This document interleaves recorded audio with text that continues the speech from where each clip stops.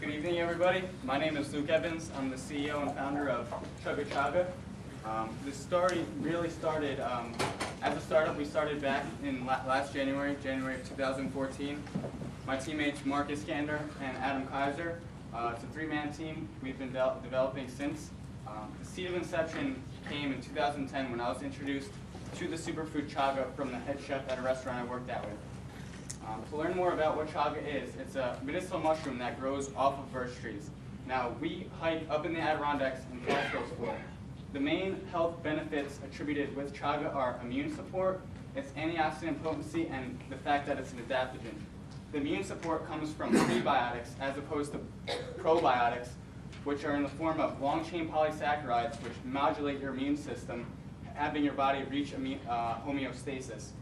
The antioxidant potency is one of the main revered things in the published research, scientific research for chaga today. Chaga is also an adaptogen, so it allows your body to deal with stressors in a more healthy manner. The main 5 health compounds that chaga is being researched with are betulinic acid, beta-glucans, polysaccharides, melanin, which actually gives your skin pigment and your body energy, and beta-glucans, which are good for your heart health and lowering cholesterol. Here's a comparison of the antioxidant potency of regular superfoods that are consumed today compared to chaga. Blueberries have roughly less than 2% the caloric potency of chaga, pomegranates less than 10%, and acai berries only 15%. So to put it into perspective, chaga is a very potent source of antioxidants in the superfood realm. 70% of the research on this product has been published since the year 2000. Of which being published, it's been proven to produce apoptosis in cancer cells or programmed cell death. They've also done studies where they've seen mice that were bombarded by gamma radiation living at a 4-fold increase as opposed to just drinking regular water. Chaga was introduced to the Western community with the publishing of Alexander Shlovskin's autobiography, The Cancer Ward, where he talked of a birch fungus having an ability to cure cancer. It's been consumed in Eastern culture for roughly 400 years, originating in Russia and then spreading to Finland and now even on to America. It's even actually been found on the Ahti Iceman at the time of his death. The problem surrounding this product, there's an inefficiency. If you want to get chaga today, either you go on eBay and source it from a name that you can't trust, that's not reputable. If you do know about it, you're one of a very select few amount of people, and the people that don't, that are introduced to it, do have a sensitivity over the nature of it being a fungus. So one of our main goals in marketing this is 1, educating the customer, and 2, making sure that there's no negativity as far as perception regarding the medicinal mushroom chaga. Our main market opportunity, however, is in this 3-hour brew time that it takes. Green teas, however, take 3 to 5 minutes to brew. Chaga takes 3 hours. It's a very hard, dense substance, almost wood-like. So our answer to these problems is a ready-to-drink tea made with chaga. It's affordable, it's accessible, it's delicious, and it's environmental. Now we're offering a shelf-life stable product to our consumers that can now have it at any convenience store or any grocer. We're going to be offering flavors: original, cherry vanilla, mint maple, and peach. We're going to actually have some for you guys to try at the end of the presentation. Now our main competitor is Clinker Brew, which is out of Seattle, Washington. They have a half chaga, half coffee beverage. Now their price point is $8, and they have an 8-ounce beverage.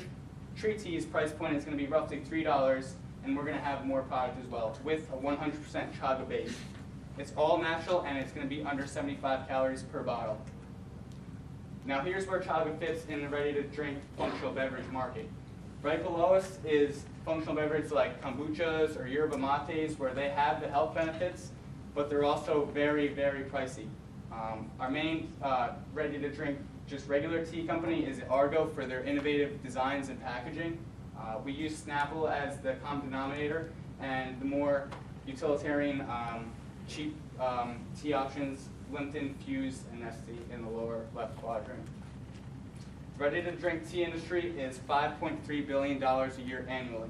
IBIS projected it to increase at a rate of 10.2% annually to reach in 2009 a rate of $8.9 billion. Over half of the teas that are produced in this market are either organic, natural, or herbal, all of which Chaga falls under.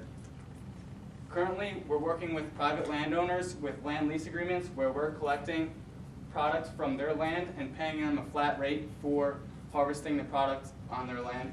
We've also been in contact with suppliers out of New Hampshire and Maine, and large-scale suppliers for future demands out of Siberia, Russia, and Canada. Currently, we're working with shared-use kitchens for to have short runs of 40 to 225 cases per run. We've also been in contact with co-packers where we'd be able to up that production runs to 50,000 bottles. We've secured over the past year all of our factors of production, including labeling, flavoring, bottles, and sweeteners to run our cost analysis.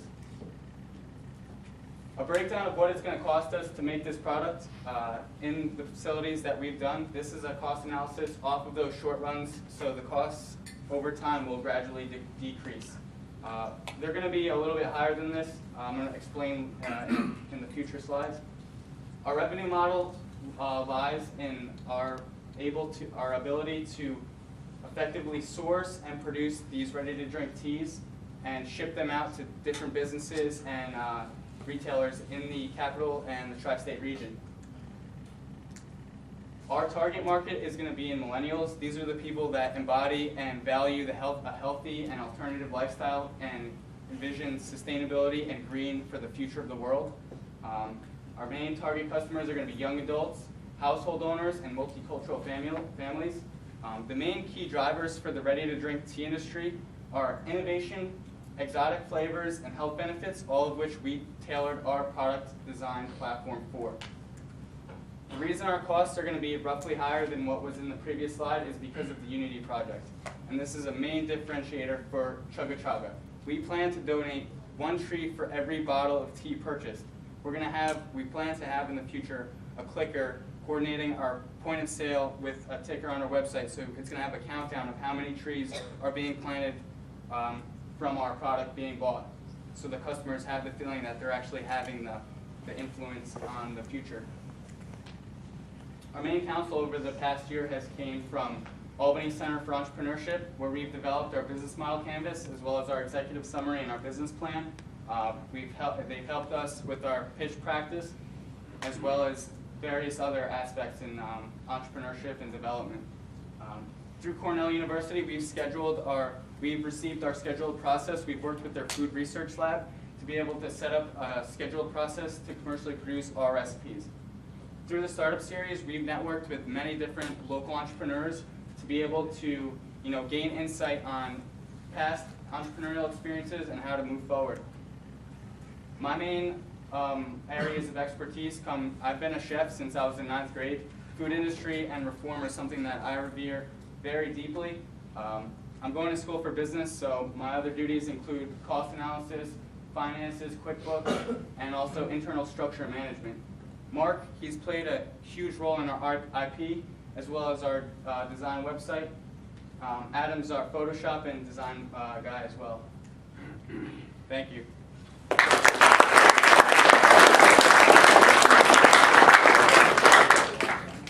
Questions? Judges? No, after you. How did you guys get introduced to this? And secondly, on your pricing, it seems like if your costs are roughly $1.30 or $1.40, and you're just going to retail at $3, or are you going to be selling it to the wholesalers at $3? How's that grab?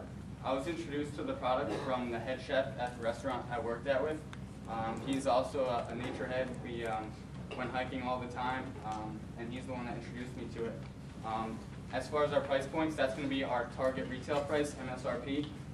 We have that 100% markup in there, built in, so that we could then give that 30% to the distributors and the 40% to the retailers, as well as the commissions for our sales force. I thought you guys did a very nice job, and I thought it was a comprehensive presentation and very well presented. Thank you for that.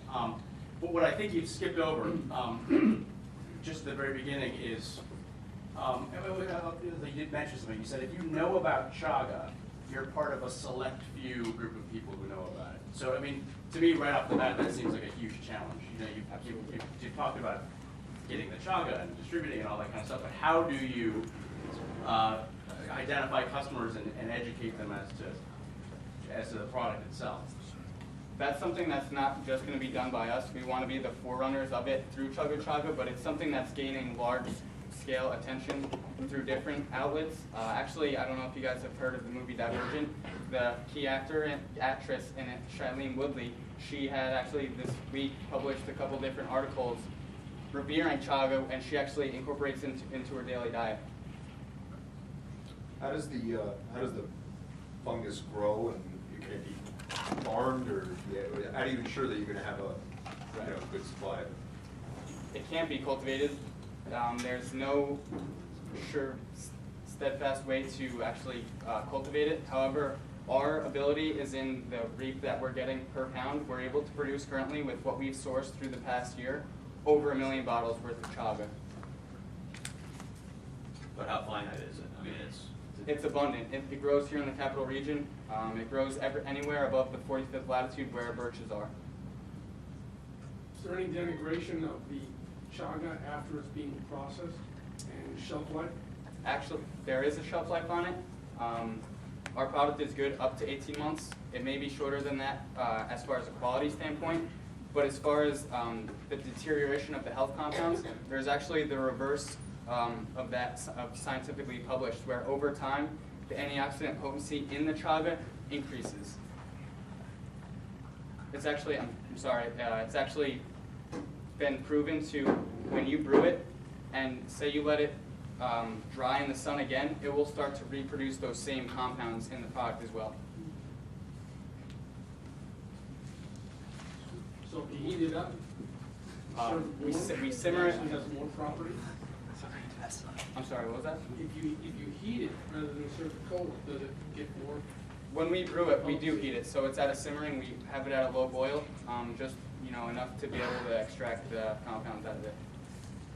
The numbers that you had earlier on about the health of the amount of antioxidants, is that in the fungus itself, or is that what makes it into the tea? Right, so that's what's in the fungus itself, orically per gram. We've sent out this week to Brunswick Labs our recipe, where they're going to have a 5-point analysis stating what our components of antioxidants and radicals are in our beverage. as far as any FDA approvals or anything? It's FDA approved. Since we just drank it.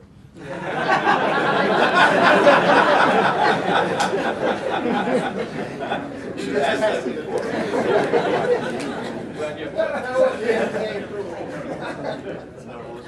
And what you guys just tried is also the original or classic. We also brought peach, so after, if you guys want to come out later or whatever, we'll have the peach. Yep, we own. Yeah, we have 2 registered trademarks on ChugaChanga. We own both the logo and the word mark. We have 7 other trademarks that are in process for our tagline, which is Live Life Passionately, and our product name, which is Tree Tea. We're also looking into other proprietary patents, but those are potentially on in the future. Yeah. Thank you. Okay, thank you.